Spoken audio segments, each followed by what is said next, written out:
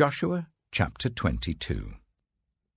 Then Joshua summoned the Reubenites, the Gadites, and the half-tribe of Manasseh, and said to them, You have done all that Moses, the servant of the Lord, commanded, and you have obeyed me in everything I commanded. For a long time now, to this very day, you have not deserted your fellow Israelites, but have carried out the mission the Lord your God gave you. Now that the Lord your God has given them rest as he promised, return to your homes in the land that Moses, the servant of the Lord, gave you on the other side of the Jordan. But be very careful to keep the commandment and the law that Moses, the servant of the Lord, gave you. To love the Lord your God, to walk in obedience to him, to keep his commands, to hold fast to him, and to serve him with all your heart and with all your soul. Then Joshua blessed them and sent them away, and they went to their homes. To the half-tribe of Manasseh, Moses had given land in Bashan, and to the other half of the tribe Joshua gave land on the west side of the Jordan along with their fellow Israelites. When Joshua sent them home, he blessed them, saying, Return to your homes with your great wealth, with large herds of livestock, with silver, gold, bronze, and iron, and a great quantity of clothing, and divide the plunder from your enemies with your fellow Israelites.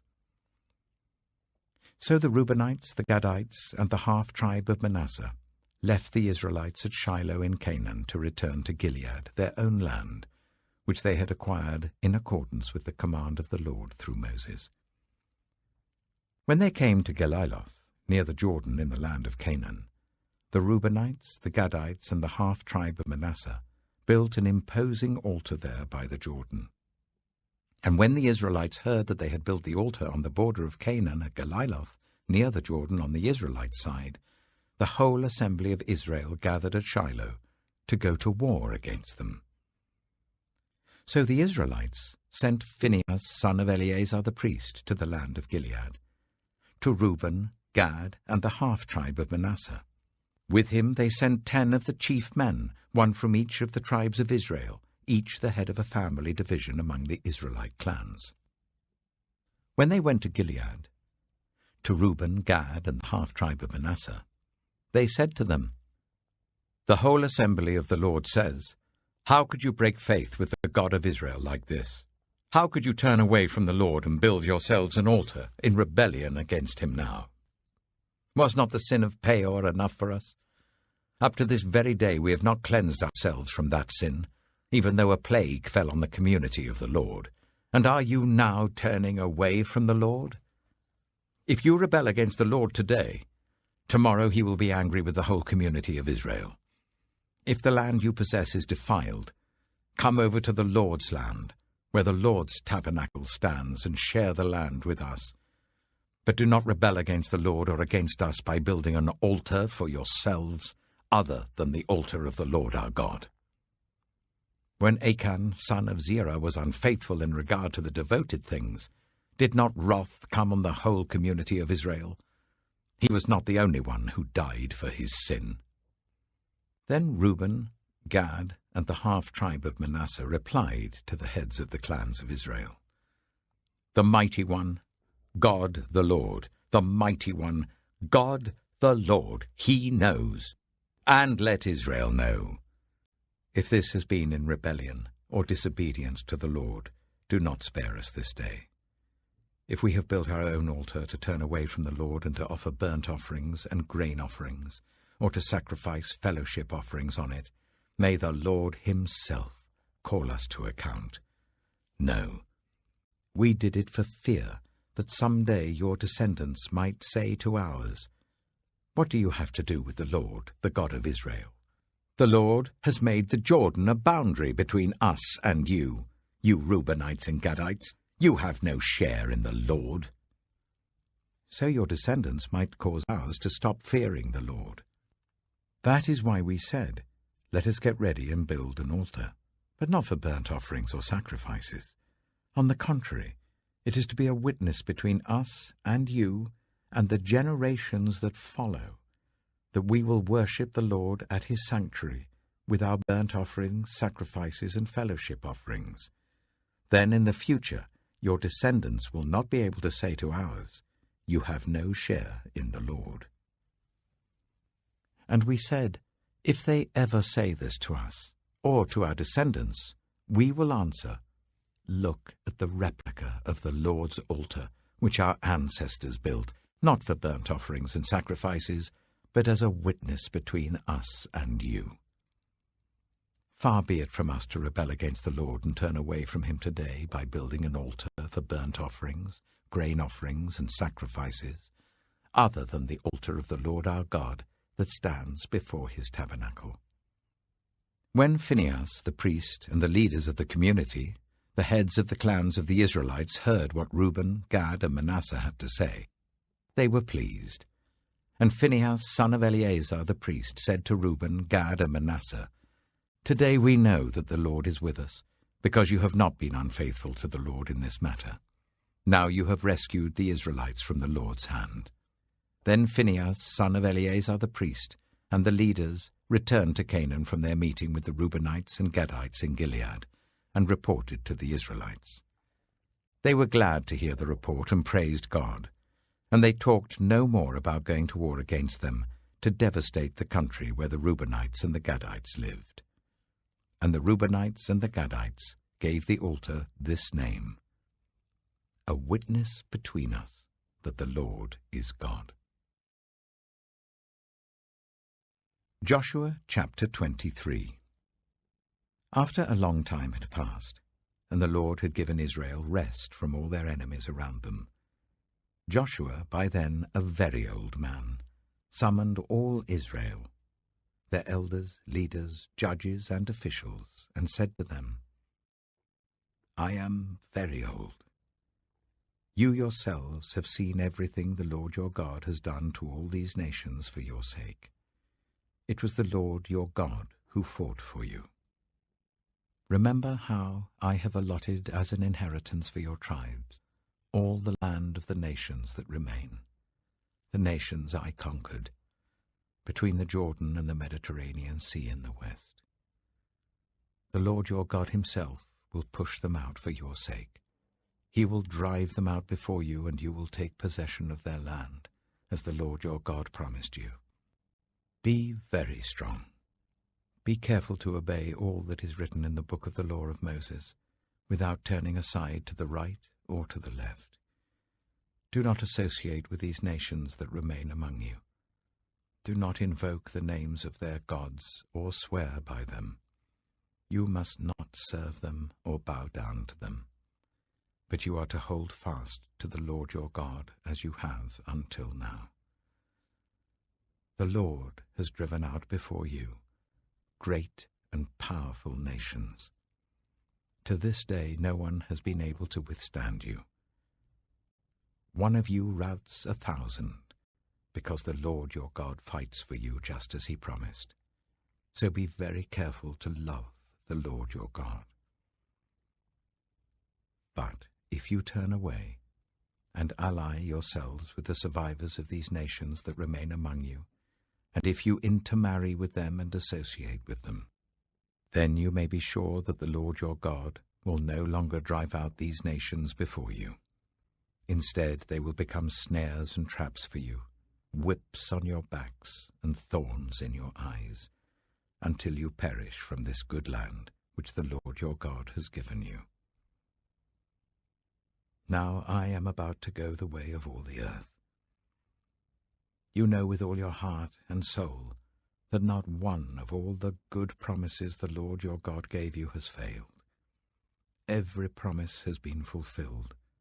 Not one has failed. But just as all the good things the Lord your God has promised you have come to you, so he will bring on you all the evil things he has threatened, until the Lord your God has destroyed you from this good land he has given you. If you violate the covenant of the Lord your God which he commanded you, and go and serve other gods and bow down to them, the Lord's anger will burn against you, and you will quickly perish from the good land he has given you. Joshua chapter 24. Then Joshua assembled all the tribes of Israel at Shechem. He summoned the elders, leaders, judges, and officials of Israel, and they presented themselves before God. Joshua said to all the people, "This is what the Lord, the God of Israel, says. Long ago, your ancestors, including Terah, the father of Abraham and Nahor, lived beyond the river Euphrates and worshipped other gods. But I took your father Abraham from the land beyond the Euphrates and led him throughout Canaan and gave him many descendants. I gave him Isaac, and to Isaac I gave Jacob and Esau. I assigned the hill country of Seir to Esau, but Jacob and his family went down to Egypt. Then I sent Moses and Aaron, and I afflicted the Egyptians by what I did there, and I brought you out. When I brought your people out of Egypt, you came to the sea, and the Egyptians pursued them with chariots and horsemen as far as the Red Sea. But they cried to the Lord for help, and he put darkness between you and the Egyptians. He brought the sea over them and covered them. You saw with your own eyes what I did to the Egyptians. Then you lived in the wilderness for a long time. I brought you to the land of the Amorites who lived east of the Jordan. They fought against you, but I gave them into your hands. I destroyed them from before you, and you took possession of their land. When Balak, son of Zippor, the king of Moab, prepared to fight against Israel, he sent for Balaam, son of Beor, to put a curse on you. But I would not listen to Balaam, so he blessed you again and again, and I delivered you out of his hand. Then you crossed the Jordan and came to Jericho. The citizens of Jericho fought against you, as did also the Amorites, Perizzites, Canaanites, Hittites, Girgashites, Hivites, and Jebusites. But I gave them into your hands. I sent the hornet ahead of you, which drove them out before you, also the 2 Amorite kings. You did not do it with your own sword and bow. So I gave you a land on which you did not toil, and cities you did not build, and you live in them and eat from vineyards and olive groves that you did not plant. Now fear the Lord and serve him with all faithfulness. Throw away the gods your ancestors worshipped beyond the river Euphrates and in Egypt, and serve the Lord.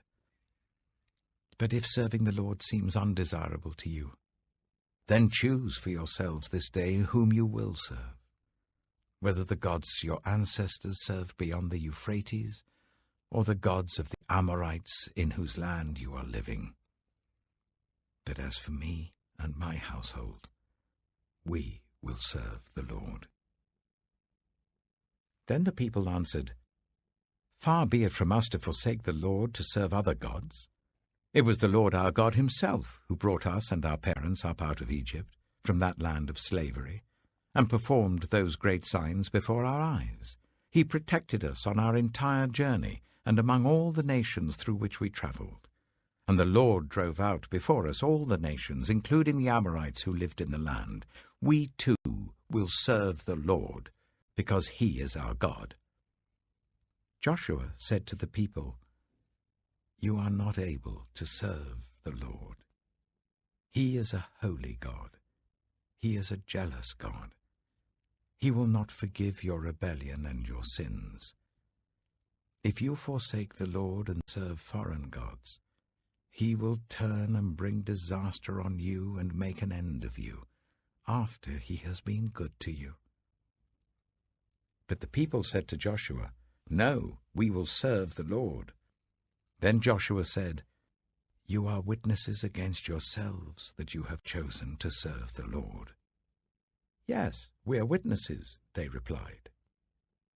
"Now then," said Joshua, "throw away the foreign gods that are among you, and yield your hearts to the Lord, the God of Israel." And the people said to Joshua, "We will serve the Lord our God and obey him." On that day, Joshua made a covenant for the people, and there at Shechem he reaffirmed for them decrees and laws. And Joshua recorded these things in the book of the law of God. Then he took a large stone and set it up there under the oak near the holy place of the Lord. "See," he said to all the people, "this stone will be a witness against us. It has heard all the words the Lord has said to us. It will be a witness against you if you are untrue to your God." Then Joshua dismissed the people, each to their own inheritance. After these things, Joshua, son of Nun, the servant of the Lord, died at the age of 110. And they buried him in the land of his inheritance, at Timnath-Serah, in the hill country of Ephraim, north of Mount Gaash. Israel served the Lord throughout the lifetime of Joshua and of the elders who outlived him and who had experienced everything the Lord had done for Israel. And Joseph's bones, which the Israelites had brought up from Egypt, were buried at Shechem in the tract of land that Jacob bought for 100 pieces of silver from the sons of Hamor, the father of Shechem. This became the inheritance of Joseph's descendants. And Eleazar, son of Aaron, died and was buried at Gibeah, which had been allotted to his son Phinehas in the hill country of Ephraim. Luke chapter 15. Now the tax collectors and sinners were all gathering around to hear Jesus. But the Pharisees and the teachers of the law muttered, "This man welcomes sinners and eats with them." Then Jesus told them this parable. "Suppose one of you has 100 sheep and loses one of them. Doesn't he leave the 99 in the open country and go after the lost sheep until he finds it? And when he finds it, he joyfully puts it on his shoulders and goes home. Then he calls his friends and neighbors together and says, 'Rejoice with me, I've found my lost sheep.' I tell you that in the same way, there will be more rejoicing in heaven over one sinner who repents than over 99 righteous people who do not need to repent. Or suppose a woman has 10 silver coins and loses one. Doesn't she light a lamp, sweep the house, and search carefully until she finds it? And when she finds it, she calls her friends and neighbors together and says, 'Rejoice with me, I've found my lost coin.' In the same way, I tell you, there is rejoicing in the presence of the angels of God over one sinner who repents." Jesus continued, "There was a man who had 2 sons. The younger one said to his father, 'Father, give me my share of the estate.' So he divided his property between them. Not long after that, the younger son got together all he had, set off for a distant country, and there squandered his wealth in wild living. After he had spent everything, there was a severe famine in that whole country, and he began to be in need. So he went and hired himself out to a citizen of that country, who sent him to his fields to feed pigs. He longed to fill his stomach with the pods that the pigs were eating, but no one gave him anything. When he came to his senses, he said, 'How many of my father's hired servants have food to spare? And here I am, starving to death. I will set out and go back to my father and say to him, Father, I have sinned against heaven and against you. I am no longer worthy to be called your son. Make me like one of your hired servants.' So he got up and went to his father. But while he was still a long way off, his father saw him and was filled with compassion for him. He ran to his son, threw his arms around him and kissed him. The son said to him, 'Father, I have sinned against heaven and against you. I am no longer worthy to be called your son.' But the father said to his servants, 'Quick, bring the best robe and put it on him. Put a ring on his finger and sandals on his feet. Bring the fattened calf and kill it. Let's have a feast and celebrate. For this son of mine was dead and is alive again. He was lost and is found." So they began to celebrate. Meanwhile, the older son was in the field. When he came near the house, he heard music and dancing. So he called one of the servants and asked him what was going on. "Your brother has come," he replied, "and your father has killed the fattened calf, because he has him back safe and sound." The older brother became angry and refused to go in. So his father went out and pleaded with him. But he answered his father, "Look, all these years I've been slaving for you and never disobeyed your orders. Yet you never gave me even a young goat so I could celebrate with my friends. But when this son of yours, who has squandered your property with prostitutes, comes home, you kill the fattened calf for him." "My son," the father said, "you are always with me, and everything I have is yours. But we had to celebrate and be glad because this brother of yours was dead and is alive again. He was lost and is found." Psalm 83. O God, do not remain silent. Do not turn a deaf ear. Do not stand aloof, O God. See how your enemies growl, how your foes rear their heads. With cunning they conspire against your people. They plot against those you cherish. "Come," they say, "let us destroy them as a nation, so that Israel's name is remembered no more." With one mind they plot together. They form an alliance against you. The tents of Edom and the Ishmaelites, of Moab and the Hagrites, Byblos, Ammon, and Amalek, Philistia with the people of Tyre. Even Assyria has joined them to reinforce Lot's descendants. Do to them as you did to Midian, as you did to Sisera and Jabin of the river Kishon, who perished at Endor and became like dung on the ground. Make their nobles like Oreb and Zeb, all their princes like Zebah and Zalmunna, who said, "Let us take possession of the pasture lands of God." Make them like tumbleweed, my God, like chaff before the wind. As fire consumes the forest, or a flame sets the mountains ablaze, so pursue them with your tempest and terrify them with your storm. Cover their faces with shame, Lord, so that they will seek your name. May they ever be ashamed and dismayed. May they perish in disgrace. Let them know that you, whose name is the Lord, that you alone are the Most High over all the earth. Proverbs chapter 21. In the Lord's hand, the king's heart is a stream of water that he channels towards all who please him. A person may think their own ways are right, but the Lord weighs the heart. To do what is right and just is more acceptable to the Lord than sacrifice. Haughty eyes and a proud heart, the unploughed field of the wicked, produce sin. The plans of the diligent lead to profit, as surely as haste leads to poverty.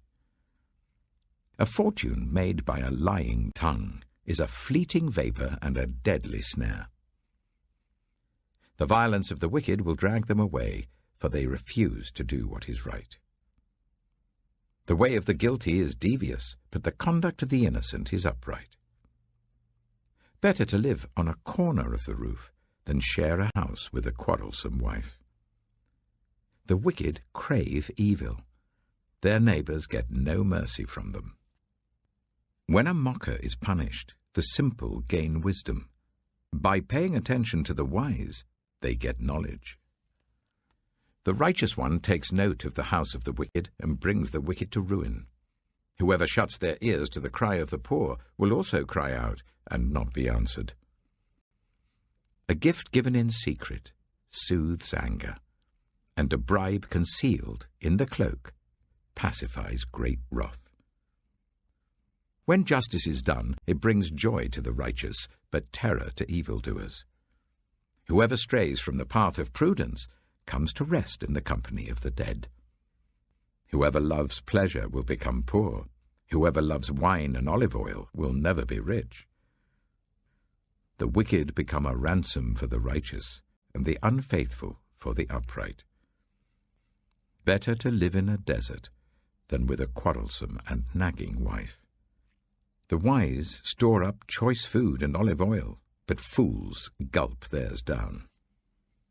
Whoever pursues righteousness and love finds life, prosperity, and honor. One who is wise can go up against the city of the mighty and pull down the stronghold in which they trust.